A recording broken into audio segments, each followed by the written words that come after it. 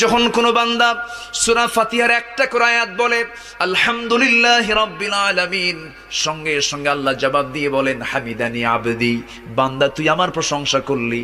আর রহমানির রহিম যখন বলে আল্লাহ বলেন আসনা আলাইয়া আবদি। মালিক ইয়াউমিদ্দিন যখন বলে আল্লাহ বলেন মাজ্জাদানি আবদি। এরপরে যখন বলে ইয়াকা না'বুদু ওয়া ইয়াকা নাস্তাঈন পর্যন্ত যখন বলে আল্লাহ বলেন বান্দারে তুই আমার কাছে কি চাস, প্রাণ খুলে চা রে বান্দা।